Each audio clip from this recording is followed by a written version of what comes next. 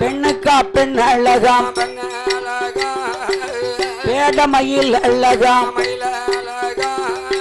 பார்வதியா அழக போல பாருலகில் யாரும் இல்லை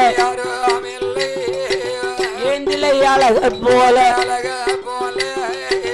இவ்வுலகில் யாரும் இல்லை கண்ணந்தங்கை அழக போல கலியுகத்தில் யாரும் இல்லை ஜெகபலகா ஜெகபலகா யா ஜெகபலகா அவ செந்தூருக்கா பொட்டாளகா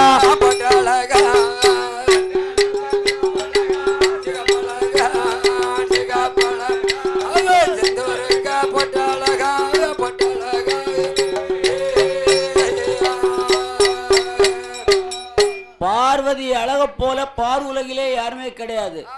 16 வயசிலே தர்க்கனுடைய கோட்டையிலே மகளாக அவதரித்து பார்வதா தேவி ஆனவள் வளர்ந்து பருவ பெண்ணாகி அப்பேற்பட்ட அழகா இருக்கா. பார்வதி அழகை கண்ணாலை கண்டான் தர்க்கமுடிராஜனும் தேவி தார்காவல்லி ஆனவள். பெண்ணே ஏ தார்காவல்லி, நம்ம மகளுடைய அழக பாத்தியா? என்ன அழகா இருக்கா. ஆகையாலே நம்ம மகளுக்கு அவ அழகுக்கு தகுந்த மாப்பிள்ளை பார்க்கணும் ஆன்னு சொல்லி கணவனும் மனைவியும் தர்க்கராஜனும் தேவி தார்காவல்லியும் ஆலோசனை பண்ணி பேசிக் கொண்டிருக்காங்க. இதனை எல்லாம் காதலை கேட்டா பார்வதி அப்பா இடத்துல அம்மா இடத்துல, எப்பா ஏ அம்மோ எப்பா உங்களை தானே, எல்லாருடைய கல்யாணம் போல என் கல்யாணம் நடக்கக்கூடாது. என் கல்யாணம் என் விருப்பப்படி தான் நடக்கணும். எப்படி நடக்கணும் தெரியுமா? நானோ நீங்களோ தேர்ந்தெடுக்க கூடாது மாப்பிள்ளையே. மத யானை கையிலே மாலை கொடுத்து அந்த ஆன வீசிய மாலை யார் கையில் யார் களத்தில் விழுகிறதோ அவர்தான் எனக்கு மாப்பிள்ளை, அவர்தான் எனக்கு கணவன், அவர்தான் எனக்கு புருஷன். அதனால 56 தேசத்து ராஜாக்களை வரவழைங்க, அதுக்கு உண்டான ஆவணை பண்ணுங்க என்றான். இதனையெல்லாம் காதலை கேட்டான் தர்க்கமுடிராசன் 5 மெய் செலுத்து. ஆகா, நம்ம மகளுடைய யோசனை என்று தர்க்கனுடைய கோட்டையிலே பந்தல் அலங்காரம் செய்தார்கள். எப்ப பந்தல் தெரியுமா? என்னை கொட்டகை பந்தல்லிட்டா பந்தல் குழப்புகளை தூக்கல் விட்டா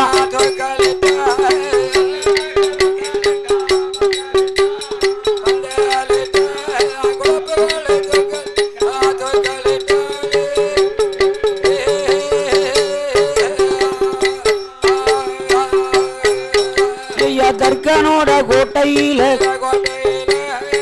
வாழை மரம் கொண்டு வந்து வாசல் எல்லாம் அலங்கரித்தா, இச்சை மரம் கொண்டு வந்து இருபுறமா அலங்கரித்தா, மாமரமும் கொண்டு வந்து மங்களமா அலங்கரித்தா. அலங்கரித்த பந்தலில மன்னனான தர்க்கராஜ் 56 தேசம் அல்ல ஓலையது அனுப்புவான எனது மக பார்வதிக்கு சுயவரம் நடக்குதையா.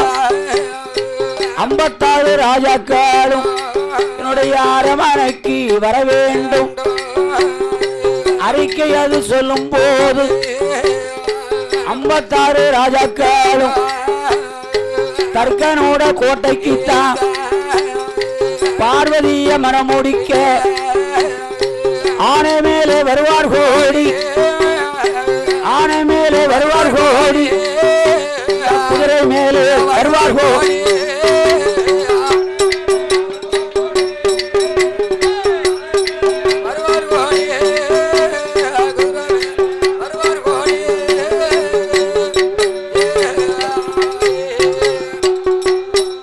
சாமி ஒட்டகத்தில் வருவார் கோடி, பார்வதிய மனமூடிக்க எங்கே எங்கே வாராரான தர்க்கனோட கோட்டையில அந்த ராஜாக்கள் அவருடைய குலதெய்வத்தை அருமையோட வணங்கி வாரா. மாயாண்டி சொடலாய்யா பார்வதியா மாலையாது எங்களுக்கு விழுந்துதானா உன்னுடைய வாசலில ஒரு ஓட்ட அரிசி பொங்கி ஒரு ஓட்ட அரிசி பொங்கி உனக்கு ஒரு படப்பா போடுவேன்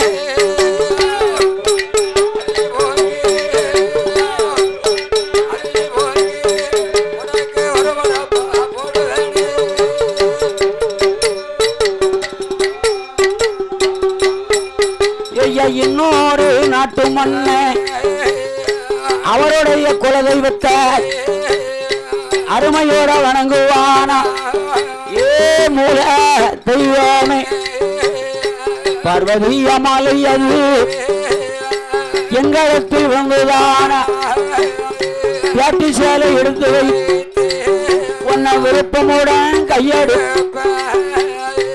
இன்னொரு நாட்டு மண்ணை தாயான பியாச்சியத்தான் மனதிலே எண்ணுவானா ஏ எந்தாய பியாச்சியம்மா பார்வதியா மாலையாது எங்களுக்கு விழுந்துதானா தண்ணி கோரி கரிசமைத்து புதுச்சோளாவை கொண்டு வந்து உனக்கு பரப்பதுதான் போடுவேனே என்று நல்ல எண்ணுவானா இன்னொரு நாட்டு மண்ணை ஏ சங்கிலி போட்டாரு பார்வதியா மாலையாது எங்களுக்கு விழுந்துதானா வடையும் பாயாசமும் வடையும் பாயாசம் உனக்கு வரிசையுடன் தான் படை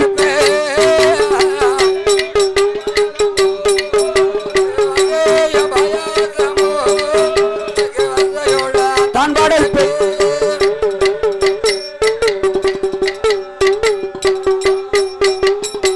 அப்படி ஒவ்வொரு நாட்டு மன்னனும் பார்வதி மாலை மட்டும் என் களத்துல விழுந்துச்சுன்னா உனக்கு என்னெல்லாமோ செய்வன அவன் குலதெய்வத்தை வேண்டிக்கிட்டு விரும்பிக்கிட்டு வராங்க. ஆமா, ஆனை மேல குதிரை மேல ஒட்டகத்து மேல பல்லாக்கு மேல வந்தார்கள். தர்க்கனுடைய கோட்டையிலே பந்தல் அலங்காரம் பார்ப்பதுக்கு சிங்காரம். ஐயா வந்த ராஜாக்களுக்கெல்லாம் சுமாதானத்தை கொடுத்து அமர வைத்தார். அமர வைத்து விட்டு ஆன பாதுகனை வரவழைத்து ஆனைய மேனி மேனிக்கு குளிப்பாட்டினாங்க. குளிப்பாட்டி ஆனைக்கு பட்ட சாத்தி ஆனை பாகவோனும் அந்த ஆனையை எங்கேயா கொண்டு வரான். அப்படி தர்க்கனோட கோட்டையில ஆனையத்தான் கொண்டு வார். ஆனையத்தான் கொண்டு வரும் வேளையில ஆனை துதிக்கையில மாலையதான் கொடுத்து ஆலயத்தில் வீச சொன்னான். ஆலயத்தில் வீசுதையா ஆனையது விட்ட மாலை. ஆனையது அந்தரத்தில் வருவதை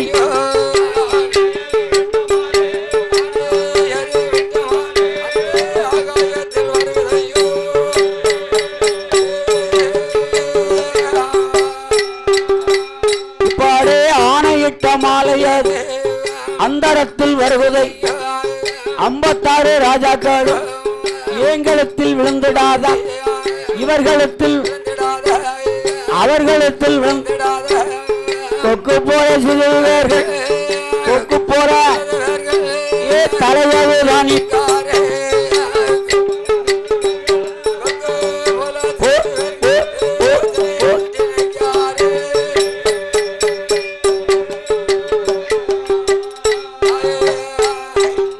ஆனைய மேல்மணிக்கு குளிப்பாட்டி ஆனை துதிக்கையிலே மாலையை கொடுத்து அந்தரத்துல வீச சொன்னாங்க. ஆனை ஓடி வந்து பந்தலுக்கு முன்னால் நின்று அந்தரத்துல வீசிச்சு.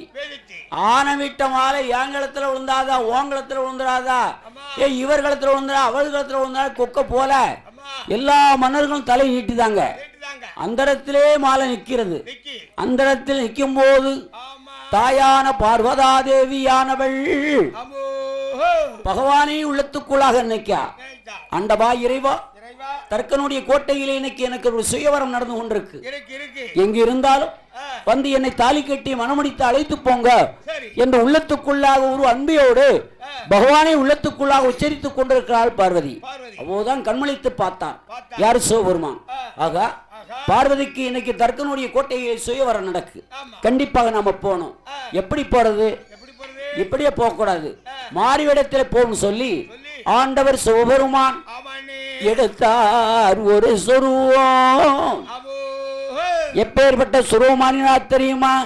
அவர் 90 10 சேர்ந்த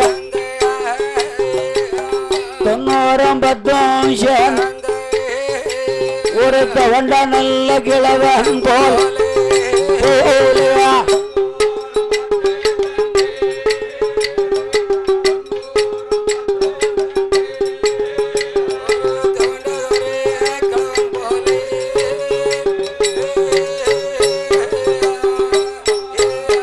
சாமி 400 10 சேர்ந்த ஒரு நடைத்த நல்ல கிழவன் போ ஐயனோரும் 10 சேர்ந்த ஆண்டி நல்ல பண்டாரம்போ ஆண்டவந்த சிவபெருமா தலையதிலே மொட்டையிட்ட அவர் நெத்தியிலே பட்டை போட்ட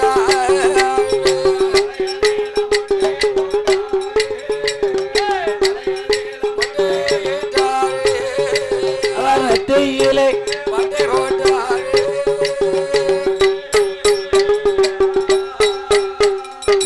பஞ்சாச்சாரம் தானணிந்து காவி வேட்டி தானே கட்டி களத்தில் உத்தராட்ச மாலை போட்டு ஆண்டவந்த சிவபெருமா கையதில திருவோட கக்கத்திலே ஓலப்பாயா ஒரு இறந்து ஒண்ணா ஆண்டி போலே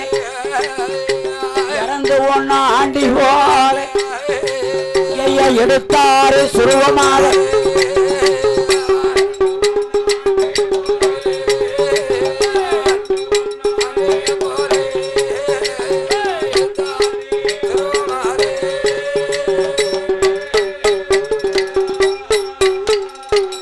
பார்வதியை மனமுடிக்க மாறுவேடத்திலே வருகிறார் பகவான். தலையில மொட்டை, நெத்தில பட்டை, களத்துல உத்தராட்ச கொட்டை, களத்துல அறையில காய் வெட்டி, கையில திருவோடு, கக்கத்துல ஒரு ஓலப்பாய். அது மட்டுமா, தோலுக்கு நரம்புக்கு சம்பந்தம் இல்லாம தொங்குன்னு இருமிக்கிட்டு கண்டம்பத்தி, களலபத்தி, குட்டம்பத்தி, ஐயா ஒரு சொரிக்கு 4 புழு கீழே உழுது. ஆமா, புண்ணும் பொடியுமா வந்து கூட்டத்தோட கூட்டமா நிக்காரு. அந்த இடத்துல விட்ட மாலை அப்படியே வந்து ஆண்டி பண்டாரங்களத்துல வந்து விழுந்துட்டு. ஆமா, விழுந்துச்சு பாருங்க. எல்லாரும் சுத்தி முத்து பார்த்தாங்க. பண்டாரங்களத்துல மாலை இருக்கு. ஆகா, நம்ம எத்தனை வந்திருக்கோம். ஏன் ஓங்களத்துல விழலாம், இல்ல இவங்களத்துல விழலாம், இல்ல அவங்களத்துல விழலாம், யாரு ஆண்டி பண்டாரங்களத்துல விழுந்துட்ட சொல்லி ஆண்டி கண்டாங்க. யோ பண்டாரம், உமக்கு இங்க நீயா வேலை? ஐயா, கல்யாண வீடு, கல்யாண வாசல்ல கல்யாணம் முடிஞ்ச உடனே சாப்பாடு கிடைக்கும். என்ன கிடைக்கும்? சாப்பாடு. ஒரு குத்து சாப்பிட்டுட்டு போகலாம். கல்யாண வாசல்ல சாப்பாடு போடுவேன்னு வந்தேன். சாப்பாடு தானே வேணும். போறேன் இந்த பக்கம் போறோம். வந்தோம், கல்யாணம் முடிஞ்சோன்னு கண்டிப்பா சாப்பாடு உண்டு வரும் சொல்லி புண்ணால பிடிச்சி தள்ளிட்டாங்க. எல்லாத்துக்கும் புண்ணால் தள்ளாங்க பாருங்க. 2வது முறையாலே ஆணை கையிலே மாலையை கொடுத்து ஆகாயத்தில் வீசும்போது அப்படி அந்தரத்தில் விட்ட மாலை அருமையோட வருவதைய ஆண்டி கலத்தது. 2வது முறையாக மாலை அது விழுந்தது.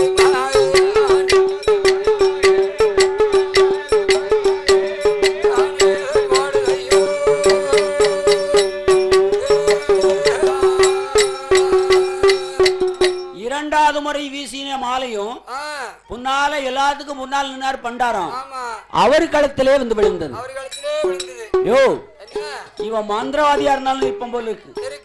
அதனால மாறி மாறி இவன் களத்துல மாலை விழுந்து சொல்லி ஆண்டி பண்டாரத்தை பிடிச்சாங்க. பிடிச்சி ஊருக்கு கிழக்க ஓட்டப்பிள்ளையார் கோயில். என்ன கோயில்? ஆமா, ஓட்டப்பிள்ளையார் கோயில்ல அரச மரத்து அடியில இருக்க பிடிச்சி கட்டி வச்சுட்டாங்க. ஆமா, கல்யாணம் முடிஞ்சோன்னு அவுத்து விடுதான். சாப்பிடுறதுக்கு வந்து சேரும். அதுக்கு இடையில அந்த பக்கம் நீ வந்தேரு சரிபடான்னு பிள்ளையார் கோயில கட்டி வச்சுட்டாங்க. ஆண்டியாக வந்திருந்த ஆண்டவன் பிள்ளையார் கோயில முடிச்சுக்கிட்டு இருக்காரு. அப்பந்தான் பார்வதி உள்ளத்துக்குள்ளாக நினைக்கா, ஒருவேளை ஆண்டவர் சோருமான் மாடுவேகத்தில் வந்திருப்பாரோ என்று பார்வதாதேவி ஆனவள் உள்ளத்துக்குள்ளாக எண்ணி, அப்பா எப்பா 2 முறை ஆனை கையில மாலை கொடுத்தங்க, ஆண்டி களத்துல விழுந்தது.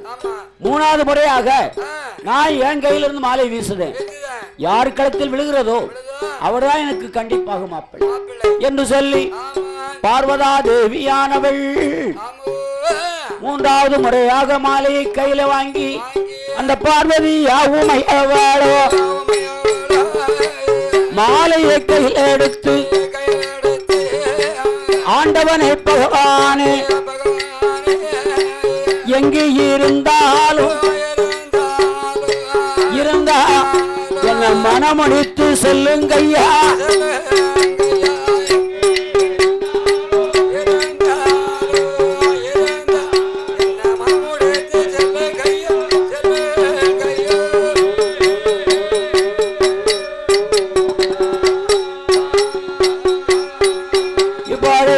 தேவி பார்வதியா 3வது முறையாக மாலை அதை கையில வாங்கி அந்தரத்தில் வீசுவாளா, அந்தரத்தில் விட்ட மாலை ஆண்டியத்தான் தேடுதையா, பார்வதியா மாலை அது பார்வதியா மாலை அந்த பகவான தேடுதையா,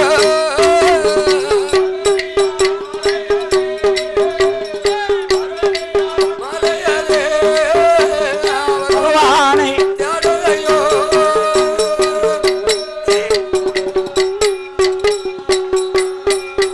ஐயா எந்திழையா மாலையாது ஈஸ்வரனை தேடுதையா, அரங்கிலியா மாலையாது ஆண்டவனை தேடுதையா, சுந்தரியா மாலையாது சொக்கரைத்தான் தேடுதை,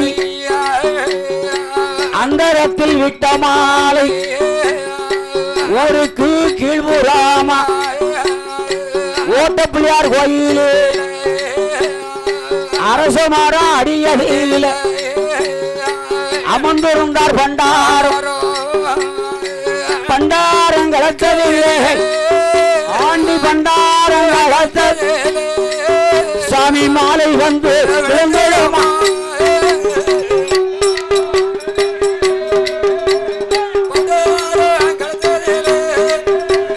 மாலையாவே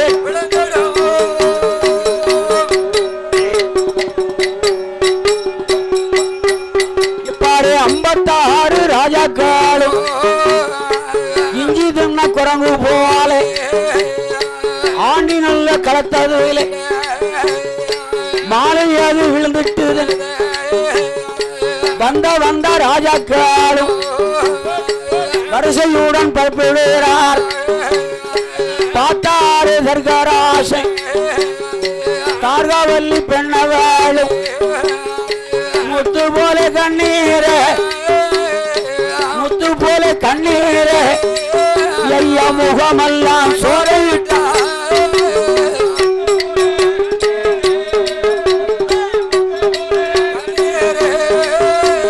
முகமெல்லாம்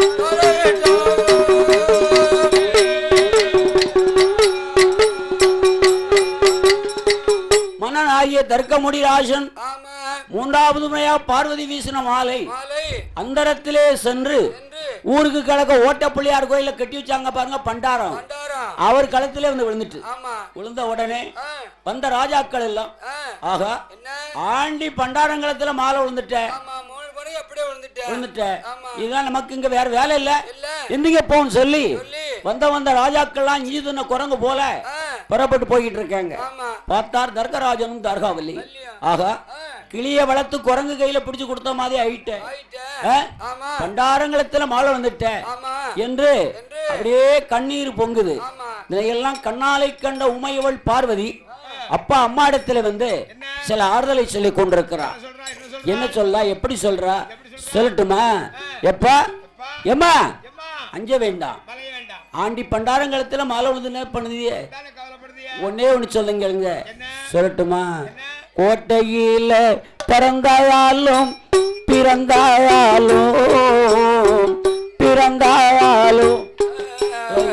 கோட்டவேரி தப்பாதம்மா,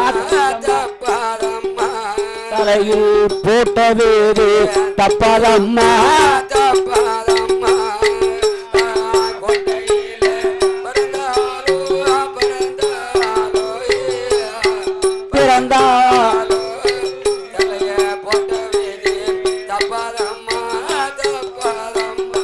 தலையில் போட்ட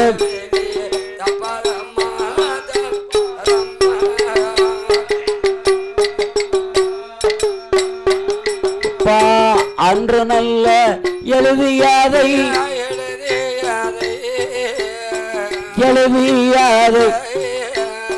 அடிச்செழுத முடியாதப்பா,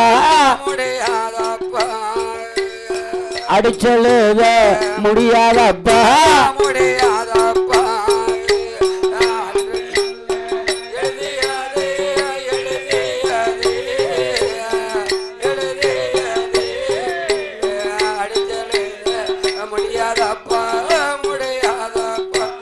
அப்பா அடிச்செழுத முடியாதப்பா,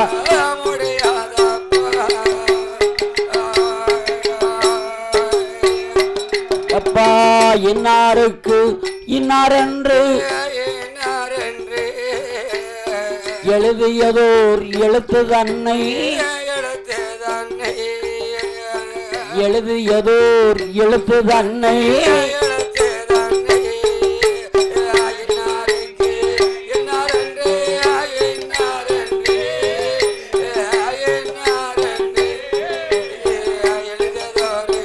எழுத்து தன்னை,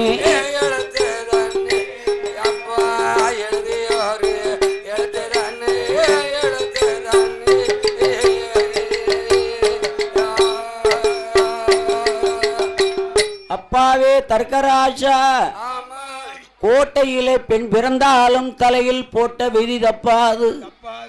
அன்று எழுதியதை அடிச்செழுத முடியாதப்பா, இன்னாருக்கு இன்னார் என்று எழுதிய எழுத்தை எடுத்தெழுத முடியாதப்பா. ஆண்டியா இருந்தாலும் பண்டாரமாக இருந்தாலும் அந்த பண்டாரத்துக்கு என்னை மனமுடித்து கொடுத்திருங்கள் அப்பா என்ற அப்பாவுக்கு அம்மாவுக்கு ஆறுதலை சொல்லிக் கொண்டிருக்கிறார் பார்வதா தேவி. இதனையெல்லாம் கண்ணாலை கண்ட தர்க்கமுடி ராஜன் நம்ம மகளுக்கு இப்போ ஒரு நிலைமை வந்துட்டுன்னு சொல்லி மன சங்கடத்தோட ஒரு கிழக்க ஓட்டப்பிள்ளையார் கோயில் அமர்ந்திருந்த ஆண்டி பண்டாரத்தை 2 காவலர்களை விட்டு கூட்டு வர சொன்னா. கூட்டு வந்து எப்ப ஆண்டி பண்டாரம் பக்கத்தில் நிக்க முடியல, அப்படியே வாடை கவ கவன்னு அடிக்கி. ஏ அப்பா என்ன வாடை என்ன வாடை, வாசி பிடிக்க முடியலையே சொல்லி பண்டாரத்தை அப்படியே ஆத்தாங்கரையில கூட்டு போய் நல்ல உருக்காஞ்சொங்கல் போட்டு தேய்ச்சி பான்ஸ் பவுடர் போட்டு பண்டாரத்தை அலங்காரம் பண்ணி அழைத்து வந்தார்கள். அழைத்து வந்த வேளையிலே அந்த தர்க்கனுடைய கோட்டையிலே பார்வதா தேவிக்கும் ஆண்டவர் சிவபெருமானுக்கும் கல்யாணம் என்று சொல்லி, சாமி கல்யாணம் என்று சொல்லி